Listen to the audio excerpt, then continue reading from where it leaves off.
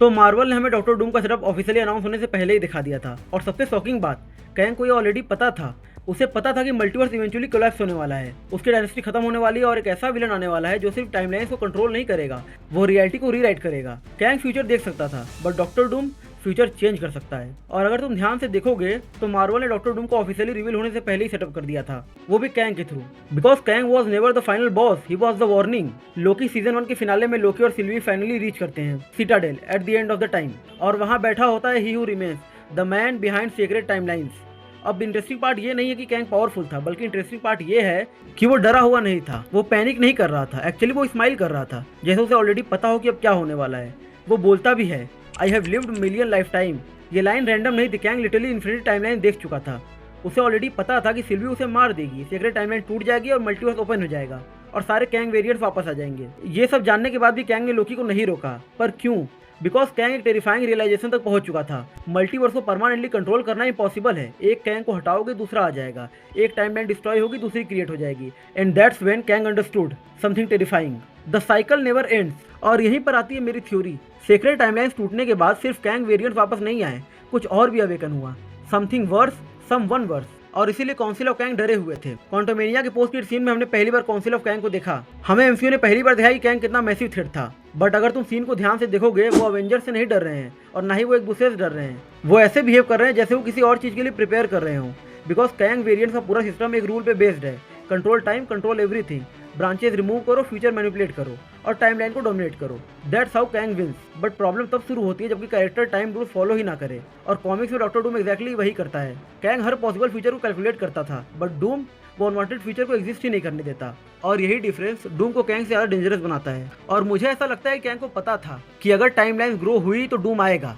Loki season 2 इस theory को prove करता है। शो में टीवीए कोलैप्स हो रहा था, टाइमलाइंस मर रही थी और पूरे शो में लोकी एक बेटर सोल्यूशन ढूंढता रहता है। अब लोकी सबको बचाना चाहता था, लेकिन इवेंचुअली लोकी रियलाइज करता है कि someone has to take the control of multiverse.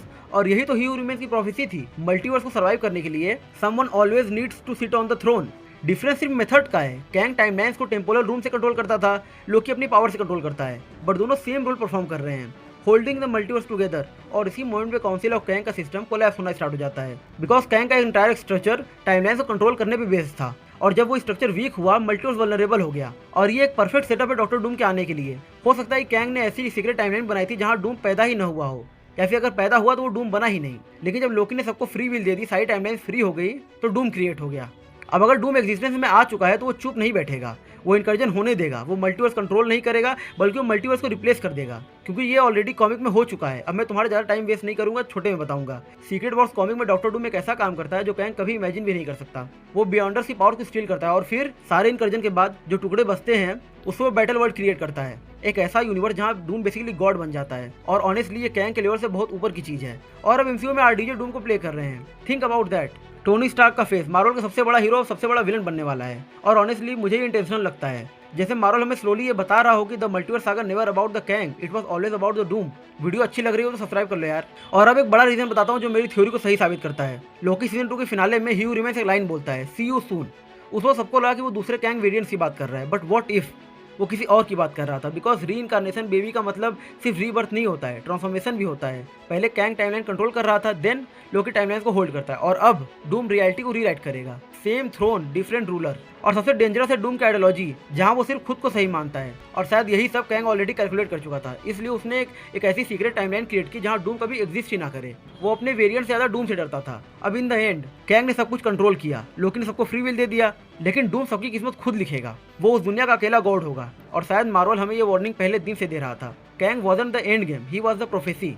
अब तुम बताओ कि तुम्हें क्या लगता है इस थ्योरी के बारे में। ऐसे कौन से पॉइंट्स हैं जो मैंने मिस कर दिए, और तुम्हारी पर्सनल थ्योरी क्या है कमेंट में जरूर बताना। मैं सारे कमेंट पढ़ूंगा, एंड अगर कोई थ्योरी बेस्ट हुई तो मैं उसे अगले वीडियो में इंक्लूड करूंगा और सॉर्ट आउट भी दे दूंगा। और अगर तुम्हें कोई डाउट हो तो कमेंट में पूछ लेना, मैं सबका रिप्लाई दूंगा। अब तुमने ये तो जान लिया कि कैंग को डूम के बारे में पहले से पता था, पर क्या ये जानते हो डूम्सडे मूवी में डूम किन हीरोज को मारेगा? अगर ये जानना चाहते हो लेफ्ट वाली वीडियो क्लिक करो। और अगर मल्टीवर्स सागा को लेकर कोई भी कंफ्यूजन है, या फिर एंड गेम के बाद मार्वल देखना छोड़ दिए हो, तो राइट वाली वीडियो क्लिक करो, वहाँ मैंने सब कुछ शॉर्ट में बताया हुआ है। मैं तुम्हें वहीं मिलूंगा। वीडियो को लाइक एंड हाइप कर देना, चैनल को सब्सक्राइब कर देना।